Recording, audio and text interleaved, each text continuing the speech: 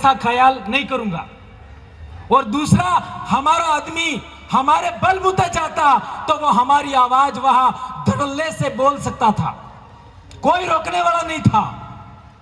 तो आज 1951-52 के बाद हमारे देश में आदिवासियों पर पूना पैक्ट थोप दिया, और इसकी वजह से आदिवासियों का नेता कौन होगा ये सेलेक्ट करने का पावर पार्टियों के हाईकमांड के पास में है। यह है समस्या। और पार्टियों का हाईकमांड में कितने आदिवासी है? कितने? एक भी नहीं है। क्या बात कर रहे हो? यहां तो गांव से लगा करके गली गली तक नेता ही नेता है।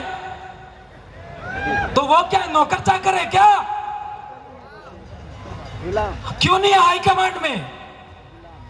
ये है बड़ी समस्या।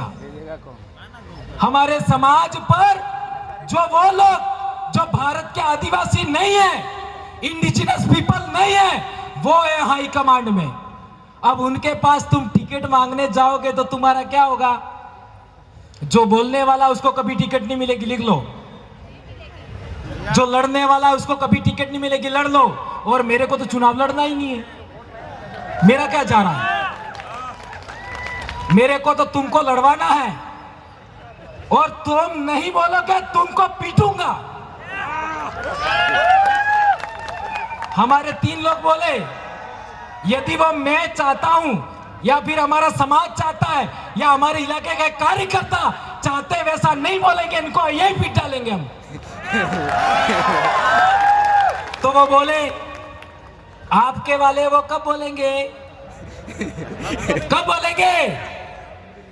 ये है बड़ी समस्या।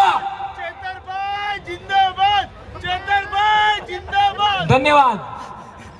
ये मैं कहना चाहता हूं कि जो लोग, जिन लोगों को बोलना चाहिए वो गूंगे हैं, जिनको सुनना चाहिए वो गूंगे बेरे हैं। और जी धन्यवाद, बहुत अच्छी बात है। और मैं एक बात कहना चाहता हूं, 4.5 साल तक तो हम लोग क्या करते हैं, समाज का जन जागरण करते हैं कि हमारा ये होना चाहिए, हमारा वो होना चाहिए, और अंतिम 6 महीने में हम लोग गांधी जी के 3 बंदर बन जाते हैं।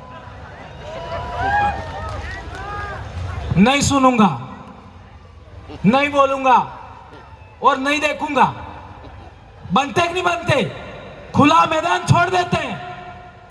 तो हंसते उजाड़ा गया वो कानून कहां बना? कहां बना?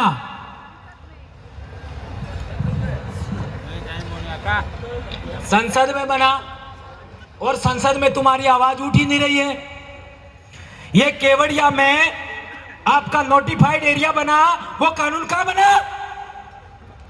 गांधीनगर में तुम्हारा बोलने वाला कोई है ही नहीं। तो जहां बोलना चाहिए वहां कोई नहीं है तुम्हारा, और यहां पर हम बड़ी बड़ी बातें कर रहे। तो इस समस्या का समाधान करना या ना करना, 70 साल से हमें क्या करना चाहिए, क्या नहीं करना चाहिए, ये भ्रम ही दूर नहीं किया हमने। इसलिए समस्याएं बहुत सारी हैं, समाधान संभव है, लेकिन सही रास्ता तो चुने। सही रास्ता ही नहीं पकड़ा अभी तक। जब सही रास्ता नहीं पकड़ा तो समाधान कैसे होगा?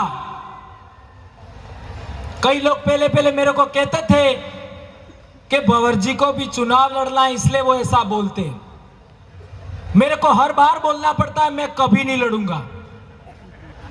मैं एक शिक्षक हूं, और शिक्षक का जो धर्म होता है वो शिक्षक करेगा।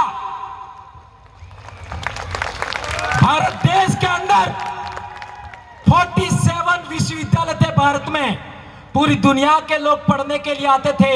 आज हालात क्या है शिक्षा का?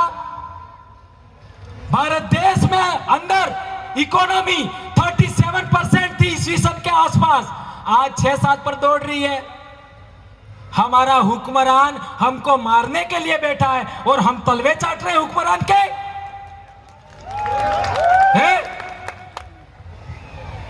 और हम तो कह रहे हैं हमारी कांग्रेस आई है, आई का मतलब नहीं समझे। कई लोग कहते हैं भाजपा हमारी आई है। अरे कांग्रेस भाजपा तुम्हारी आई है तो तुम्हारी ओरिजिनल आई जिसने तुमको 9 महीने पेट में रखा उसका क्या?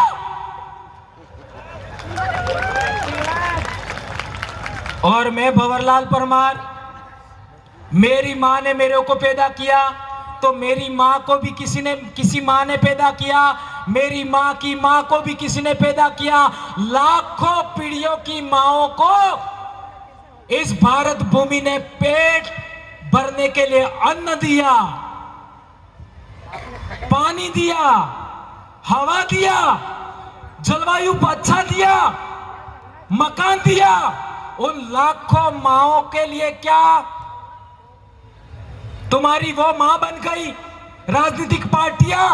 तो लाखों माएं जिन्होंने इस भारत भूमि पर पैदा होकर के तुम्हारे डीएनए को यहां तक लाई है, उनका क्या? इसलिए मैं आदिवासी डीएनए के अलावा किसी दूसरे की बात नहीं मानता। और मैं सिद्ध करना चाहता हूं, चैलेंज है मेरा खुला, कि आदिवासियों से बेहतर भारत में कोई पैदा हुआ है तो मेरे से बहस करो। आ जाओ, आ जाओ। भारत देश के अंदर आदिवासियों से कोई बेहतर आदमी पैदा हुआ है, कोई बेहतर महिला पैदा हुई है, मेरे से बहस कर लीजिए। चलो, मैं चैलेंज करता हूं, कोई पैदा नहीं हुआ, आदिवासी से बेहतर कोई नहीं है। इसलिए गैर आदिवासियों की तरफदारी बंद करो, गैर आदिवासियों के दाखले देने बंद करो। आदिवासी अहिंसक कौम है, आदिवासी हिंसक कौम नहीं है। और अहिंसक कौम है, शांतिपूर्ण सहअस्तित्व को मानता है, लोकतांत्रिक व्यवस्था को मानता है, गणतांत्रिक सामुदायिक व्यवस्था को मानता है। इसलिए रजवाड़े काल में समतल जमीन हमसे छीन गई, हम जंगल पहाड़ों में आना पड़ा।